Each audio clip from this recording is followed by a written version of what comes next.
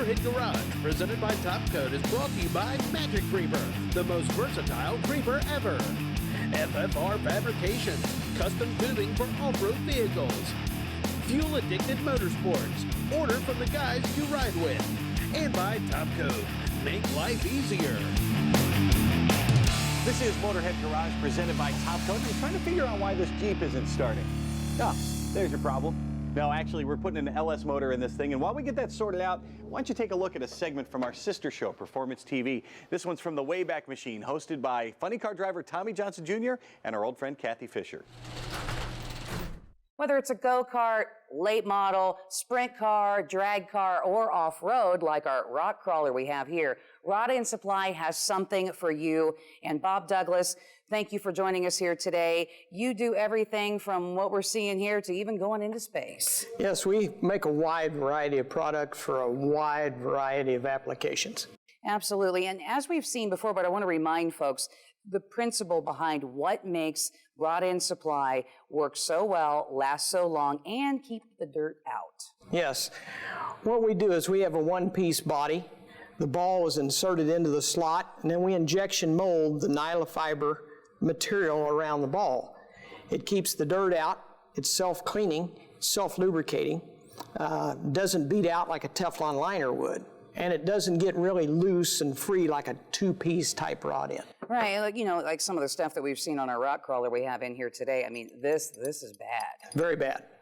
And you have something for all different types of applications. Like we even mentioned some of the ones, you have a lot to choose from in your catalog, but you have a lot of one-offs that you've done special for companies as well. Yes, we've done quite a few different one-off pieces before. We make a part for the NASCAR industry, which uses our nylon fiber construction, but it's got a high misalignment ball in it that we developed by pressing stainless steel spacers in it that do not come out. We've also done some other things. This happens to be a part that we made for the SpaceX program, and this goes on their rockets. Wow, like I said, even going into space. But speaking of space, this thing likes to try to get through specific spaces and crawl around on rocks. Hey, why don't you go over there, Bob, and see if Tommy could use a little help and get some expertise on changing those out. Hey, Tommy, how you doing? Doing good. I got things loosened up. I just want to break this jam nut loose before I pull it out. Makes it a lot easier. There we go. All right, got that loose, so it'll be easy to get it off once we get the bar out of there. Now, the key to making the suspension work well, the rod end's got to move. Everything's got to work and move smoothly, and rod ends can be a big factor of that, can't they, Bob? Absolutely. We got to pull this nut off, and then we're ready to take that out.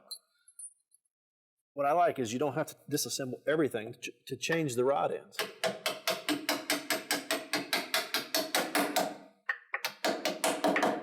All right, we're getting there.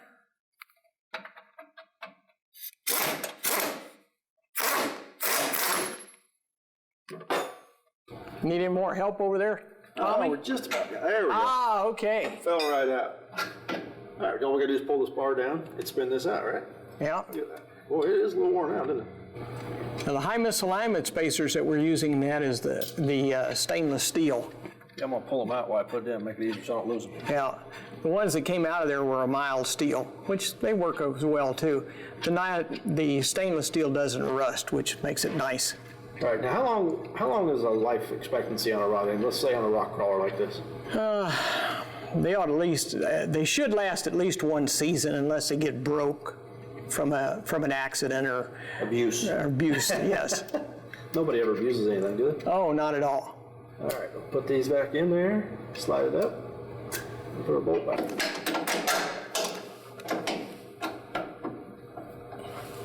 Might have to persuade it a little bit with your hand. All right, what going on there? Well, yeah, we're close. I was gonna say it looked like it was starting to go. So. Yeah, zipped in there.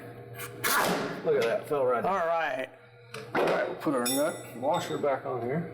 Then once I get it all tightened up, I'll tighten the jam nut, right? Good idea. Get it all on there, all right. Now, I'm gonna run this jam nut down, tighten it up, make sure everything swivels good, nice and free. Right. Before we finish tightening, right? Yep. And then we can always replace the other end too. Oh, we got plenty more to replace. Oh, yes. Now, if you're removing lug nuts with an impact gun, that's fine, but installing them, you don't want to do that. I'll show you a better way. But first of all, let me tell you why. Well, the alloys and the wheels and the rotors are so thin today, you're going to actually warp the rotor. That leads to disc thick variation, and bam, you get some pedal pulsation. Not a good thing. Well, the first thing you can do is you can go out and get an actual torque wrench like this one here, set it up, put it on here, and go ahead and torque it. That's pretty easy. But you want to understand a torque pattern prior to doing that. And I have one here. You can take a look at this graphic. If you have 4, 5, 6, 8, whatever the number is, just go in a star pattern, go around so you're distributing that torque equally. And then you can just come back, put it on here. I got an assistant up in the car holding the brake or the wheel would spin. You can do it on the ground as well. And just pull it down till it clicks, or in our case, it beeps. I'm going around in that star pattern. Once I go around, I'll go to all of them in that star pattern and I'll torque it. Now there's also torque limiting adapters or torque sticks. If you're in a shop, this is quick. They're different thicknesses and they flex. Real easy to use. I'm going to take the 101 out. Just go ahead, pop it on the gun.